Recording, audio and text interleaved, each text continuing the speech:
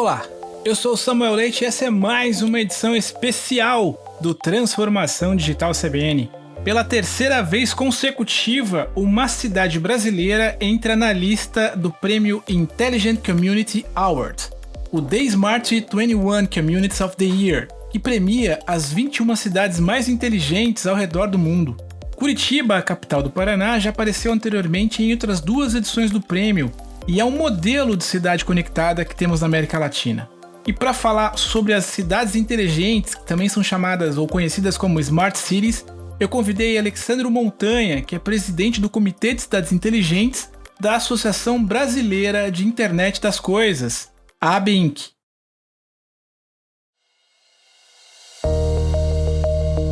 Alexandre, o que são as cidades inteligentes? Bom, nós vivemos esse momento aí de transição tecnológica constante, né? O termo inteligente já está até meio banalizado. Tem tanta coisa chamada inteligente que não é, né? Que isso influencia, às vezes, as pessoas e até discriminam esses termos que estão banalizados. A cidade inteligente é o conjunto, né, de pessoas que estão aptas a usar a tecnologia para melhorar a vida das pessoas, né? E essas pessoas que tomam decisão, governo, instituições, faculdade, né, empresários, elas todas se orientam, né, desse conhecimento tecnológico para aprimorar processos, para integrar processos, para melhorar a vida das pessoas com a aplicação da tecnologia. Então, de forma bem resumida, para que todos possam entender, uma cidade inteligente é aquela que consegue resolver os seus problemas com tecnologia, como um meio e não como um fim, né, e que os seus governantes estejam alinhados, né, com as demandas que a população leva e que use esse conhecimento aliado à tecnologia para melhorar, aprimorar a vida das pessoas nesse ambiente. E aí existem diversas áreas, né, diversas aplicações.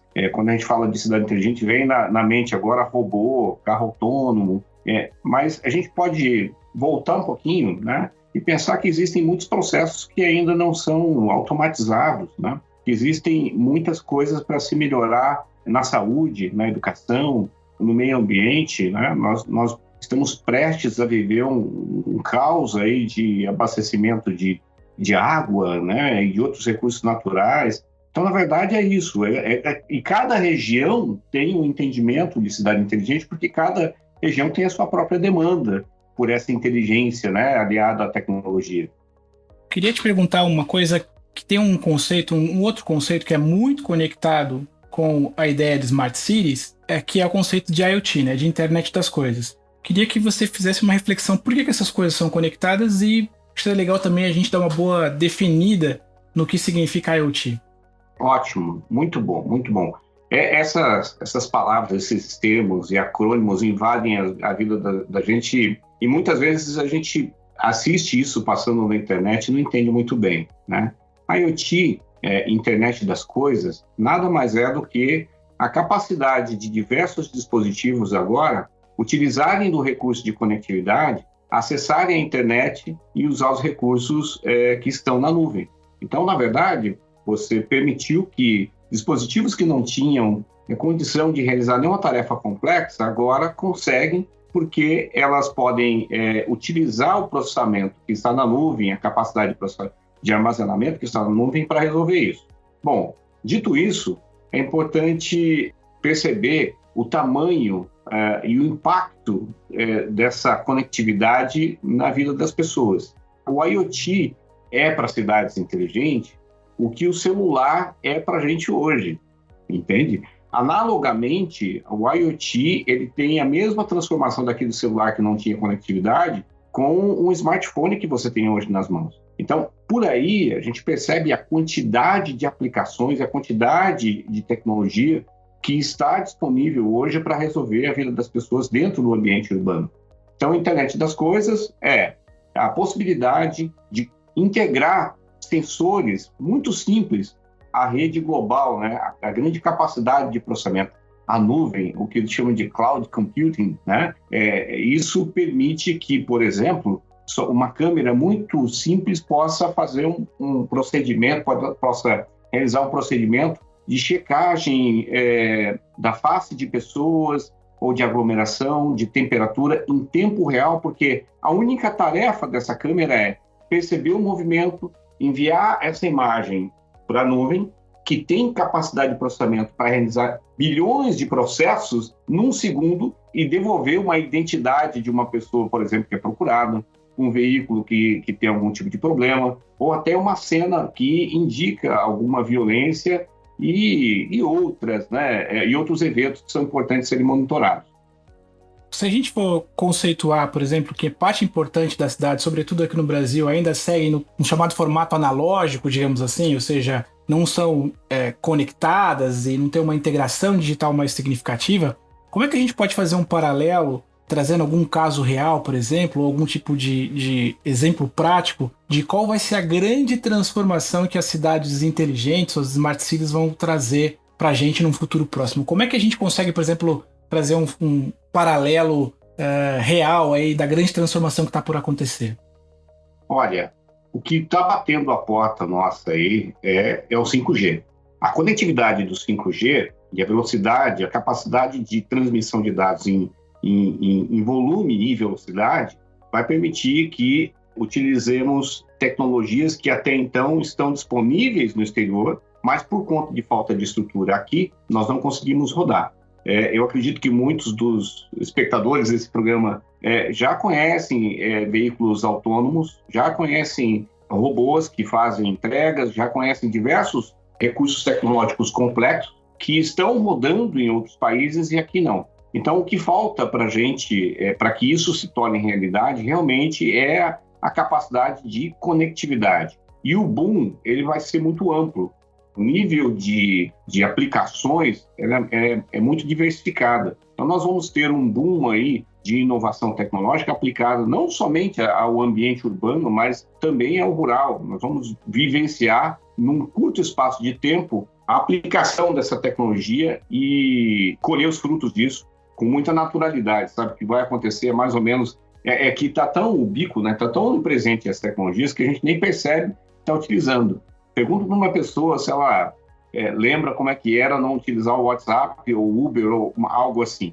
É tão natural que a gente não percebe. Mas existem momentos de transição importantes e um momento que está chegando agora, nós já começamos a ter esses acenos aí, as inaugurações das antenas 5G, está muito próximo. Geralmente, quando a gente entra nesse tema de cidades inteligentes, é natural conectar isso com um ambiente, uma premissa das cidades inteligentes que é muito perceptível, que é a ideia da questão da mobilidade, né? Do transporte, enfim, da mobilidade, seja ela pública ou privada. Esse é, digamos, uma conexão direta, né? Os carros vão se comunicar com as rodovias, que por sua vez vão se comunicar com os semáforos, que por sua vez vão se comunicar... Enfim, existe todo um entendimento conceitual muito, muito presente nesse sentido. Mas é possível dizer que a gente vai ter inovações importantes também em áreas de infraestrutura mais básicas, como, por exemplo, questões relacionadas a saneamento básico? Você acha que a tecnologia, de alguma maneira, vai poder atuar também dentro desses ambientes? Com certeza. Para que você tome decisão, né, em qualquer empresa hoje, você tem que estar munido de informação. E a informação, você precisa coletar essa informação. Né? Existem vários processos que o empresário hoje pode fazer, né, pode realizar, para ele capturar essas informações. Para o gestor público, né, e para as pessoas que utilizam de infraestrutura e de recursos como o de saneamento, também é importantíssimo que você tenha essa informação. E nós não temos. Nós não temos a informação do fluxo das águas, nós não temos a informação de forma mais concisa, né, de estações meteorológicas, porque nós vivemos num país continental, né, de terceiro mundo. Então nós temos dois problemas aí. A área é muito extensa e a gente ainda está atrasado para arrumar a nossa casa de infraestrutura. Então, uma das principais inovações que pode ser iniciada agora com o 5G, que já estava, inclusive, sendo pesquisada em outros tipos de comunicação, porque ela é importantíssima e fundamental, é a questão do saneamento, é a questão do tratamento das águas, né? Para você entender para onde que as águas vão, se tem alagamento, se não tem, Isso tudo já tem projeto acontecendo, Samuel, e agora o 5G vai permitir que a conectividade leve nas pontas, nos bueiros, nas cidades, os sensores que são necessários para capturar essas informações, para que então se consolide os modelos matemáticos que são criados a todo momento para, por exemplo, fazer a previsão do tempo e, por que não, fazer a previsão de onde as águas vão fluir, para onde que eu tenho tratamento, onde que eu não tenho, onde que está poluído, onde que não está, e inclusive perceber até interrupções por qualquer tipo de problema, um dano na infraestrutura de escoamento dessas águas. A gente viveu e vem vivendo uma situação, né, uma grande questão de proporções mundiais que é a pandemia do Covid-19. Ela nos afetou a todos de maneira absolutamente impactante. E como é que esse tipo de tecnologia, como é que as cidades inteligentes podem, de alguma forma, tratar de temas como esse, né, com grandes pandemias? Ou como é que a gente consegue ter um tempo de resposta dentro da saúde também e tornar as cidades ter tempos de resposta mais efetivos em relação a episódios como esse que a gente vem vivendo com a pandemia do Covid-19? Bom, primeiro, a conectividade ajuda muito, né? O 5G vai ajudar muito, mas se a gente voltar numa aplicação simples, Samuel, por exemplo, de monitoramento de aglomeração de pessoas, né? Isso utilizando câmeras. Se essas câmeras conseguem capturar essas imagens, né? Elas não têm a capacidade de processamento, até porque colocar a capacidade de processamento em tantas câmeras espalhadas na cidade torna muito caro e é passível de um obsoletismo que não vale a pena esse investimento.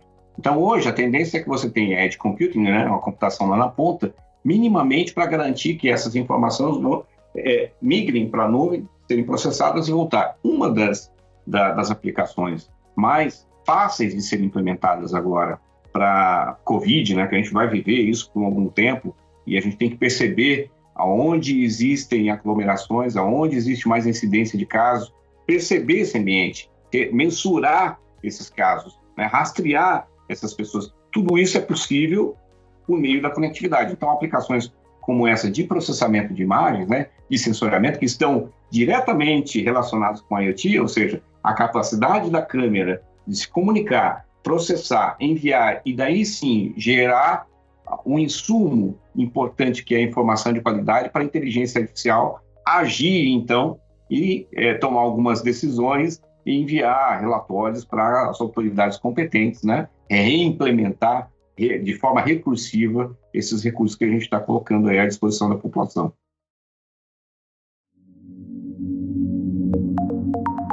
Curitiba sempre foi uma cidade absolutamente surpreendente, né? Não só do sentido arquitetônico, urbanístico e tudo mais, mas agora, recentemente, vem sendo uma cidade também bastante pioneira dentro das questões relacionadas às smart cities. Além de Curitiba, propriamente dito, a gente tem outras cidades aqui no Brasil, outros lugares no Brasil que também podem ser destacadas como bons exemplos em iniciativas e cidades inteligentes? Sim, Samuel. O que acontece é o seguinte, existem várias métricas, né? Depende dessas métricas, né, o título de cidade mais inteligente ou não. Então, para que uma cidade seja inteligente, ela tem que resolver os seus problemas, né? Potencializar o que ela produz de melhor, o que ela faz de melhor. Então, o governante que tem essa visão, que percebe a importância da tecnologia para mitigar os seus problemas, né, e investir onde que ela tem um potencial, obviamente ela ganha destaque. Curitiba sempre foi muito benquista, muito planejado, e muita gente pensante nessa área atua fortemente, tanto é que eles têm uma parceria com eventos internacionais de cidades inteligentes e sempre atrai esse tipo de assunto e esse tipo de pessoas ali. Mas outras cidades no Brasil estão atuando fortemente. São Paulo está atuando fortemente. No Nordeste nós temos outras cidades também. E existem campos privados que são importantes de serem ditos também, Samuel. Está acontecendo no Brasil um boom de smart campus, né? De ambientes de testes, né? De startups. São vários ambientes que têm uma aproximação do governo, institutos, faculdades, para que soluções destinadas às cidades inteligentes possam ser testadas, né? Executadas, testadas e observadas por governantes e empresas para levarem a aplicação final lá na ponta, né? E existem, obviamente, aquelas que ganham destaque, né? Por ser muito disruptivas, por utilizar recursos astronômicos para resolver um tipo de problema ou por ter uma maestria, né, em determinadas áreas. Então, por isso que Curitiba muitas vezes ganha destaque. Mas eu gostaria de salientar o seguinte, eu não sei se você também tem essa percepção, mas quando falamos de cidades inteligentes, não parece que sempre a gente está olhando para o futuro, né? Cidades inteligentes é algo que vem, parece que não é realidade ainda, né? E, na verdade, o que nós temos é o presente. Obviamente que a gente busca todo tipo de planejamento para que no futuro fique melhor. E hoje nós já temos muita implementação de tecnologia de cidades inteligentes em cidades pequenas, inclusive, tá? Iluminação pública de LED conectado. Quanto que não trouxe de economia? Quanto que não trouxe de automação? E eu digo economia não só do consumo de energia, mas até da logística. Imagine as companhias que eram responsáveis por realizar a manutenção de postes de iluminação pública. Eles tinham que andar ou receber algum tipo de notificação que uma determinada lâmpada estava queimada, né? Quanto que isso não economiza recurso, né? Não preserva o meio ambiente, porque você não está queimando combustível para fazer essa ronda. Então, essas soluções estão caminhando também muito forte, Samuel, para cidades pequenas. E é por isso que esse programa é muito importante. Pequenas cidades podem ter acesso à tecnologia da mesma forma que grandes cidades e conseguem executar com maior velocidade, porque o arranjo é muito mais simples em cidades pequenas. Então, agora está aberta a oportunidade para pequenas cidades elencarem aqueles projetos que estavam andando um pouco mais devagar e que podem ser potencializados com a parceria de uma grande empresa, universidade, ou outras soluções aí que estão disponíveis no mercado e que podem ser experimentadas, né? Custa caro viver numa cidade inteligente ou isso não tem uma correlação, digamos, direta? Eu não encontrei quem mediu isso aí. É uma boa pergunta, mas tem um amigo meu, Sandro Pirraik, vou até citar ele. O Pirraik falou para mim, cara, aquilo que você paga por aquilo que não vale, né? Então, quando você vive num ambiente onde que você tem mais segurança, você tem mais saúde, você tem menos poluição, você tem mais conforto e você tem a perspectiva, né, de uma vida melhor, eu acho que vale muito, muito a pena qualquer tipo de investimento para criar esse cenário, né? Então, isso não é caro. Caro é quando você mora numa cidade pagando os mesmos impostos que outras e não tem esses benefícios, né? E não tem esse olhar mais cuidadoso do poder público em utilizar a tecnologia para resolver esses problemas, né? Alessandro, eu queria que, para a gente encerrar nosso papo aqui, que você falasse um pouquinho sobre as iniciativas, né, do Comitê de Cidade Inteligente da Associação Brasileira de Internet das Coisas. Quer dizer, como é que funciona esse comitê? Como é que vocês estão instituídos? Existe ali a participação? Quem são os agentes que atuam nessa composição? Muito obrigado por essa pergunta, Samuel. O Comitê de Cidades Inteligentes ele é integrado por profissionais tanto de empresas privadas, públicas, universidades, né? E estão todos eles imersos em problemas relacionados à aplicação de soluções em cidades inteligentes. Então, o comitê ele se reúne semanalmente e discute essas ações, discute como levar, né, as soluções, principalmente soluções que estão sendo desenvolvidas aqui no Brasil para as cidades, para que as pessoas conheçam como que elas funcionam e como elas podem ganhar algum tipo de adesão pelo poder público ou privado. Então, o comitê resolve isso. O comitê busca parceiros, apresenta soluções e orienta os governantes a escolher uma ou outra solução mais adequada para a necessidade latente ali na sua cidade. Bom, pessoal, esse tema de cidades inteligentes ele é absolutamente conectado com toda a nossa agenda aqui do Transformação Digital CBN. É um tema que se mistura, digamos assim, com a nossa missão, que é de falar de tecnologia e, sobretudo, como é que essas coisas todas impactam com o nosso dia a dia, né? Como é que isso, de fato, gera transformação para a nossa realidade. Então, esse é um tema que, recorrentemente, a gente vai trazer para cá, para as nossas entrevistas. Então, foi muito bacana. Se você gostou, inclusive, desse assunto, não deixe de mandar um e-mail para a gente aqui, para samuel@cbn.com.br. @transformaçãodigitalcbn.com.br, para a gente poder seguir conversando sobre esse assunto, sobre essas agendas e seguir discutindo as nossas realidades, não só a realidade efetiva das cidades que já estão conectadas a esses aparatos tecnológicos e principalmente aquelas que sofrem pelo fato de ter, como o Alessandro bem colocou, pagarem seus impostos, pagar impostos caros e não ter as contrapartidas que são fundamentais para que a gente tenha condições de vida, de segurança, de saúde, de infraestrutura, enfim, mais efetivas e que isso também se reflita numa melhor qualidade de vida para todos nós. Como eu sempre falo, cuide bem dos seus, fique bem e até a próxima, pessoal. Tchau.